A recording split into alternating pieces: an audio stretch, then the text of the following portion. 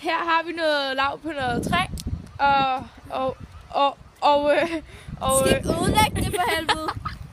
Okay, bare fortæl.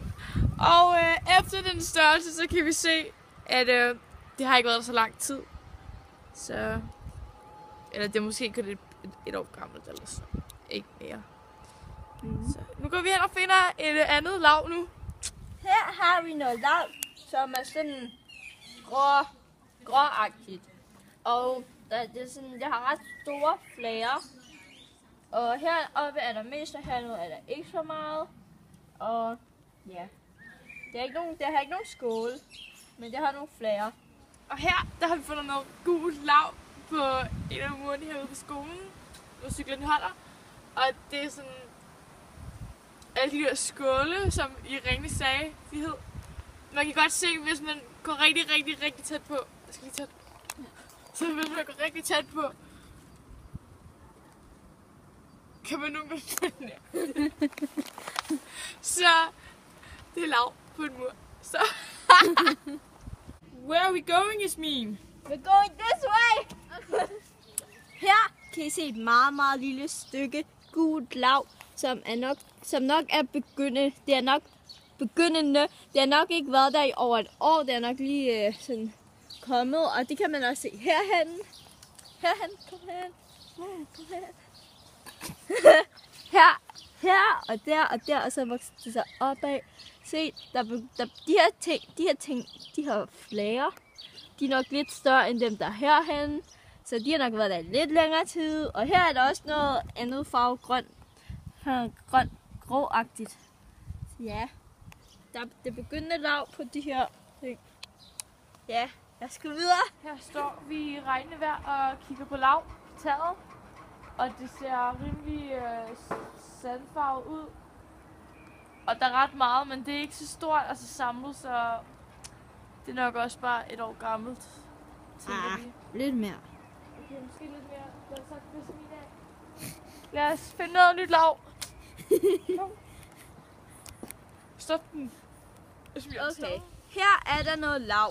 Og det er faktisk noget lav, som er 2 farver. Hvis I lige zoomer ind, kom herhen. Lige her. Lige der. Se lige der, det er både gult og sådan grønt-agtigt, ikke også? Og så er der sådan, så er de både mixet og hver for sig-agtigt. Hvis man kan sige det sådan, ikke? Og ja, det er nogle flager. Det ligner faktisk lidt tang. Sådan noget. Tang. Nej. Okay, lad os gå videre. Er du klar? Er du klar? Ja. Okay, og vi har lige fundet noget nyt lav på endnu et træ. Det her det er nu sådan lidt grønt, blåt, hvidt. Jeg må det ødelægge det. Og det er nok, jeg ved ikke hvor gammelt vi må regne med det er, men det ser ret nyt ud, men det kunne godt være 2-3 år gammelt. Og nu finder vi noget mere lav igen. Gå med! Her kan vi se, at mosset er sat sig fast inde i de her små... Lav. Lavet, ikke mosset. Det er sat sig fast inde i de her små huller. Eller sådan nogle sprækker. Eller hvad man kalder det. Og det er også sådan grønligt-hvidt-agtigt. Og ja, der er ikke så meget at sige om det. Det er ret småt, så det er nok ikke så Under udbredelse. Ja, under udbredelse. Så ja, jeg skal videre. Yeah. Vi har fundet endnu et træ, hvor der er nogle forskellige plamagebånd. Prøv at køre lidt op og ned. Ja, hvor det er sådan lidt rundt omkring her, og jeg tror sgu, vi har fundet noget mere lav. Og der er sådan nogle sorte prikker på. Så, vi tror, det er de der skåle. Ja, vi tror, det er lav, og vi har lige fundet mere lav. Ja. Annika Dunn. Her ser vi noget lav, som minder lidt om noget af det andet, som vi også har set. Men det er også det er sjovt nok også noget af det mest normale lav her i Danmark. Så ja, og det sidder som sagt helt ind på det her, helt ind på muren. Og så, ja, der er ikke så meget at sige igen, eftersom vi også har set alle de andre laver. Så mange gange tak, fordi I så med på vores dejlige lavvideoer.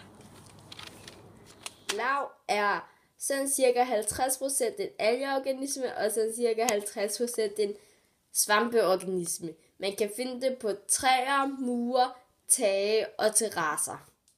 En dobbeltorganisme består af to selvstændige organismer, som har slået sig sammen og er blevet til én organisme. En symbiose er, når to organismer er afhængige af hinanden, for at de vil kunne leve. For eksempel...